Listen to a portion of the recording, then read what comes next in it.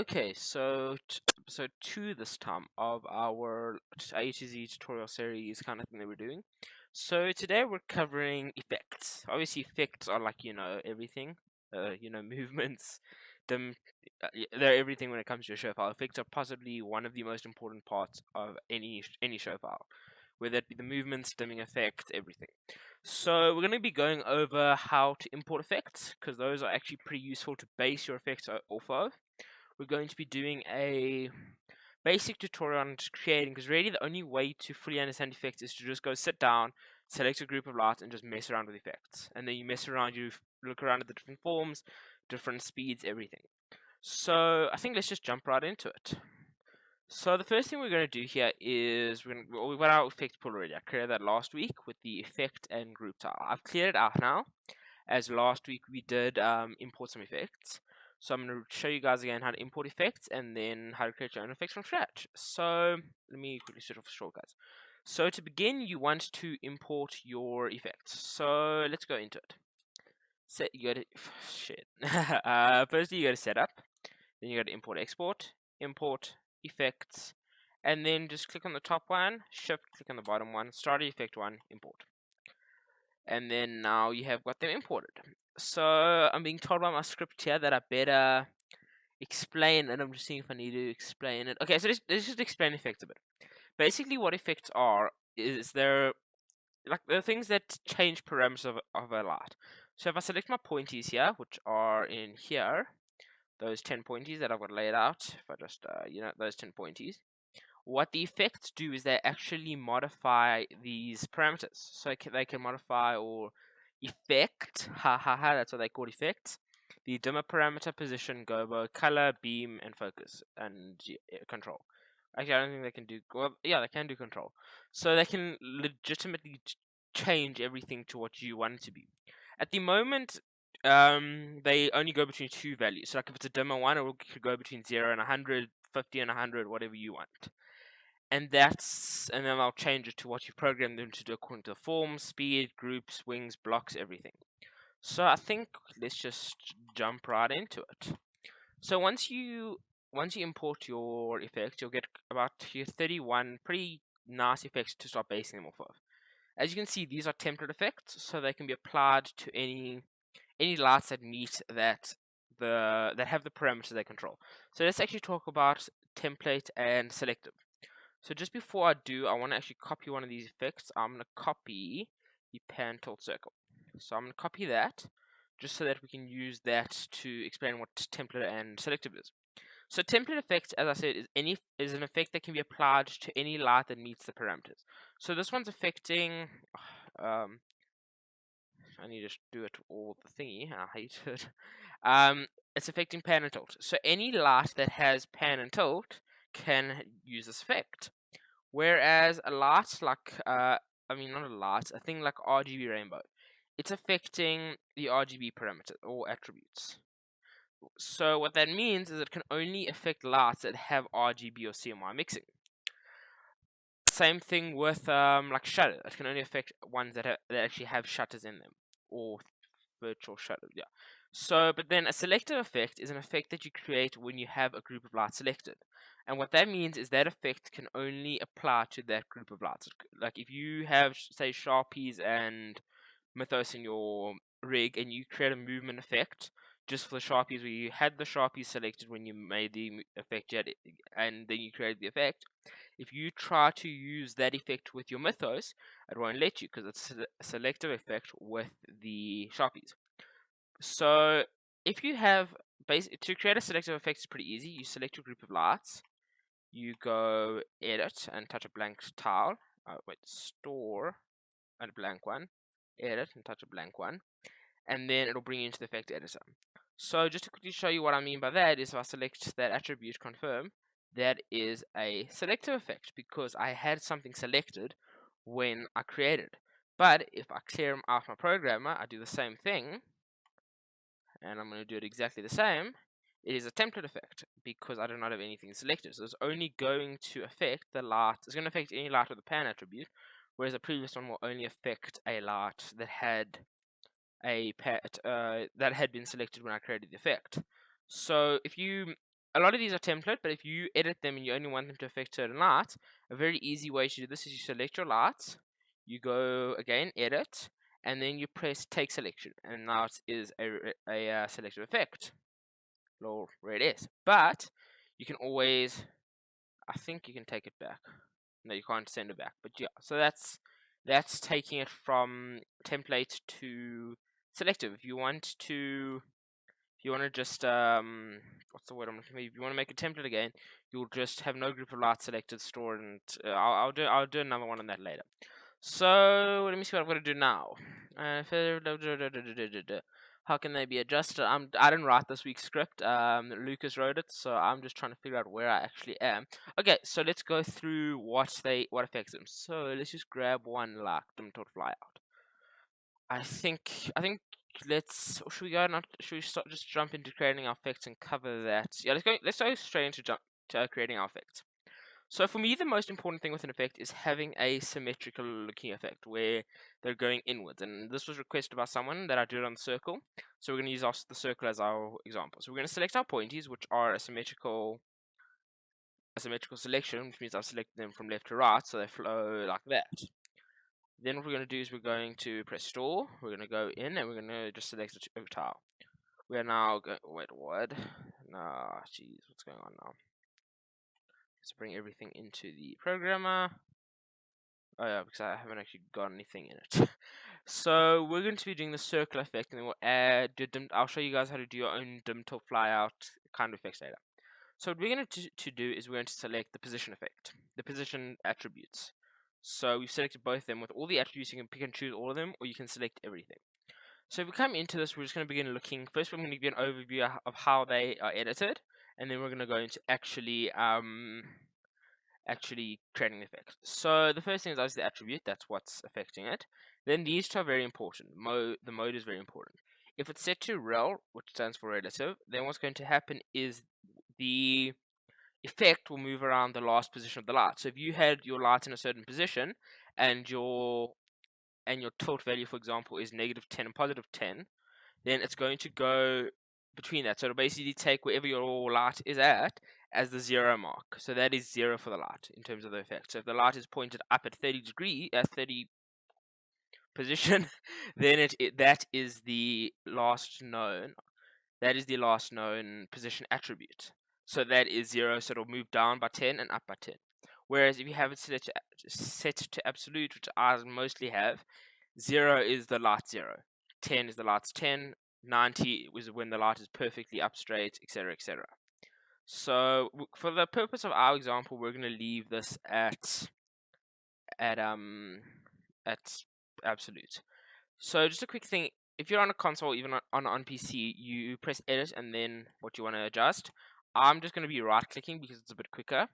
So we're going to be creating a circle. So hold on, I'm going through this. So we've got over mode. Now form is the form of which it will adjust. So if we look at it, we've got like PWM, which means it'll go PWN, which stands for pulse width movement, I believe, and it'll go on, it'll go off. Then you've really got to go and experiment with these on your own. For a circle, you're going to use circle 19.1 for the pan, and circle 19.2 for the tilt.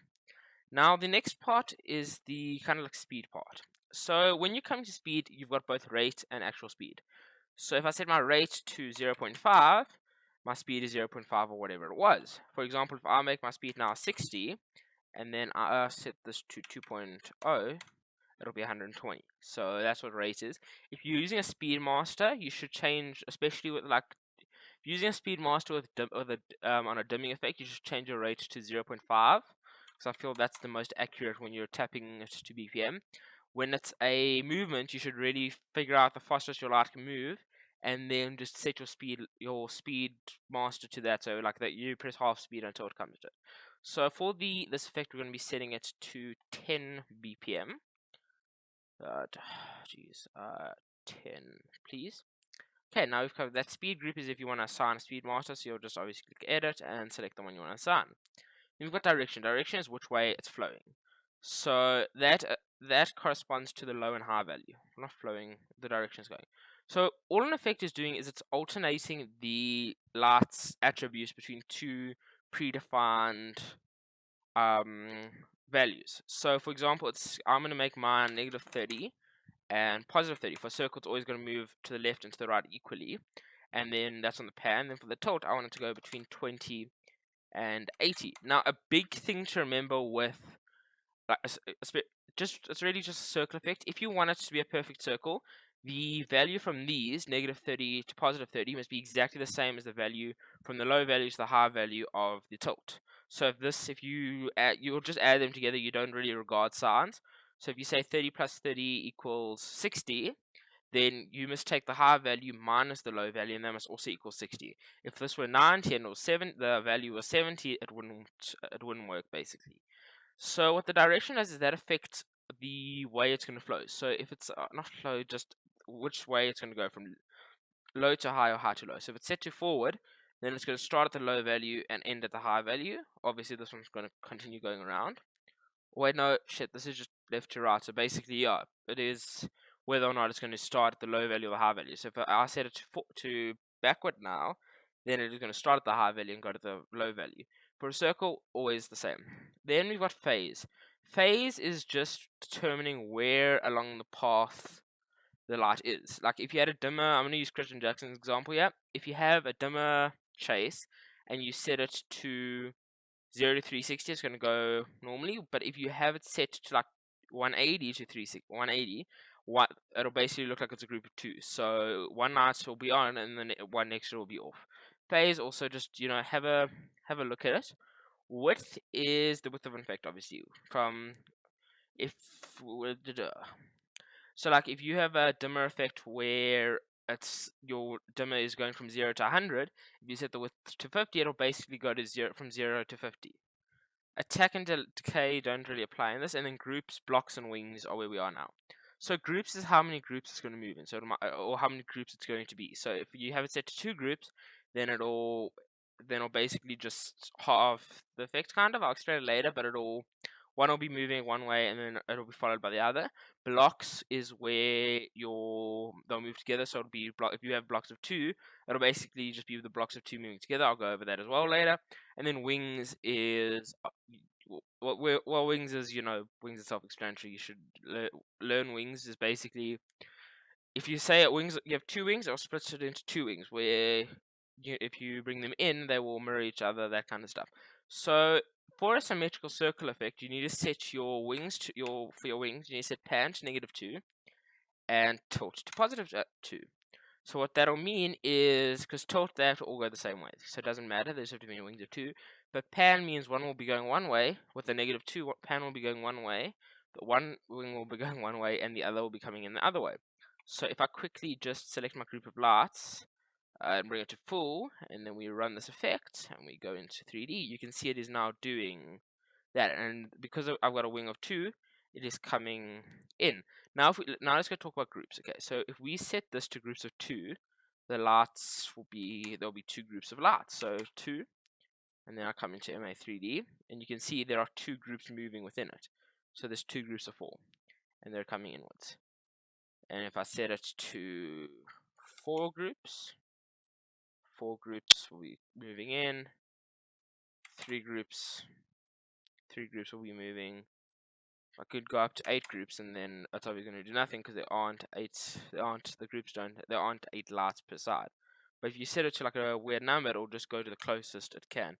Obviously, if you have more groups than lights, it's not going to really work, especially when you've got this.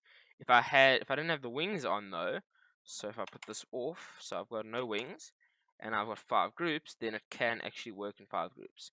So the reason you want those wings is because then you've got them coming in. I don't like this look where where the lights are all just going around. It doesn't look nice to me. I think it looks a bit like it doesn't look like for some kind of things. Go away, Dolphy. It might be interesting to use that effect. I've usually got a program somewhere, but I won't use it if that makes any sense. I'll just keep it for if I need it. So, and then obviously if you press one group, they're all gonna move as one. I like the no group effect because then it's like coming in on its own. So now that we've covered the basic creation of an effect, let me see what else I need to do. So really, the only thing I can say about effects is you need to sit and you need to learn them, and that goes for MA as a whole. Really, it's not something you can just watch videos and then you're going to be a perfect, you're going to be the best programmer. Just a quick side note, to if you have just stored something for labeling, if you've just stored something and you immediately start typing, that'll make the name. But if you've stored something and then you need to name it, assign, circle, squircle. Okay, back to what I was saying. MA is not something you can just learn. MA, you need to sit and you need to practice. I mean, I've been learning for what's March now. Let me think, 7 months, and this still each week I think I learn something new. Each week I will, just by sitting and messing around, I learn something new. And the biggest thing when I started out is I was always trying to compare myself to the other people. Don't compare yourself to anyone. That's the worst thing you can do. You should never compare yourself to the other guys. I mean, it's good to like look at them and learn, but never think, oh, that guy's so good and I'm terrible. He's probably learned for months and months. He's probably practiced and he's probably gone to training, that kind of stuff. So I mean, that used to be a big thing for me. I'd always watch better programmers, and I'm like, oh, he's so much better than me. I'm never going to be that good, and then it kind of just sets you back. So you should never say, oh, Ethan or Lucas is so good. I mean, how can they be so good? Hax, HAX. We've just spent a lot of our time learning. It's like sports. You can't say you're going to be the best sports person if you never sit and practice. You have to sit and you have to practice and you have to learn about it. You have to go. The biggest thing I can recommend, though, just about learning MA is always have a command line open somewhere. Command line is this. Because one of the biggest things, this is command line, it just shows you exactly what's happened. One of the biggest things about MA is that it's very syntax based. So everything is based on the syntax. So especially when we start writing macros, you need to learn the syntax because macros are purely syntax. So let me just go back to that. Back to my groups, and so that is one big thing is you need to start learning syntax from the get-go. I made that mistake where I didn't start learning syntax, and I just kind of messed about creating basic shit, and then I struggled to learn, and that's why I'm sharing this with you guys so you don't struggle to learn. But wow, I'm really rambling on here. You can't just wait each week for these tutorials. I mean, yes, you can, I guess, and you don't have to do anything between the week, but you have to just at least within from Saturday to Saturday, you sit and you practice. Like it doesn't be long, an hour a day. Everyone's like, oh no, just practice an hour a day, and you'll get so much better. And by practice, I mean go sit and create effects. Just create effects your heart desire, and then you'll become better at programming. So let's continue with the um the things. So we've covered of creating effects. So let's actually look at storing effects. So there's many ways you can store effects. You can obviously store it straight to a executor. So if you say store, press the executor, assign the executor, and set it to an effect, then that's one way of doing it. And then it's obviously just you can set this to temp. Oh no, you can't set it to temp, but you can. I think you can change the speed of it. Yeah, you can set this to speed, so you can actually change the speed of it on the fly. Then you press go, and that runs the effect. Or you can. What are the other ways? You can run the effect by using an already created preset. Yeah. What you can do is, if you're like live, you can select you can put it into freeze mode, which gives the programmer priority over playback. Select the lights and run the effect. But as I'm being told to say, yeah, screw you, nobody does that. So I don't recommend running that. I've seen a couple guys who have run like that, and I just don't agree with it. Either store it into a sequence or use or use it on action buttons, or don't do that. So one way of doing it is obviously storing it with a dimmer attribute, and then selecting your effect, then obviously store and store it here. And then if I just clear out quickly, clear, you can see nothing. Bring this up, everything. So yeah, that's the one way of doing it. Most of the time, the way I set my show file out is I've only got intensities and a few other things on here, and then I've got everything else on action buttons, which are on-screen playbacks. These are action buttons. I haven't got a page selected. There we go. These are action buttons, so they're basically extra executors that you can just tap on screen. So those are what I usually use. So I think in a couple of weeks, once I'm waiting for fiber, which should be here within like 2 or 3 months, because obviously in South Africa we don't have much fiber. Then I'm going to possibly do a live stream where I'll just explain. I'll go through one of my show files, my blank show file really, and I'll explain how I do everything. So we've done storing, we've done running. Let's go on to editing effects via command line, and this goes back to what I said earlier. Once we go into writing macros, it'll make more sense. But if you want, you can actually have a whole lot of macros that can change your effect. So I say assign effect 40 slash speed equals 5, and I just press please, and then I go into it, change my speed. Or if I say assign, wow, I'm nipped. Assign effect 40 groups. Wow, I am inept, honestly. Group equals 2. Well, clicked on something, it'll change the groups to 2. So that'll make way more sense once we start creating. What's the word I'm looking for? Once you start creating macros, and I start showing you more advanced kind of things. So what we need to go through now is, because this it took me a while to figure out, is using the dim, tilt, and fly out effect. So it comes built in, but it's just a tilt fly out. So it'll just go from 0 to 70. So this can actually be used for anything. I've got it for pans and fly downs, fly outs.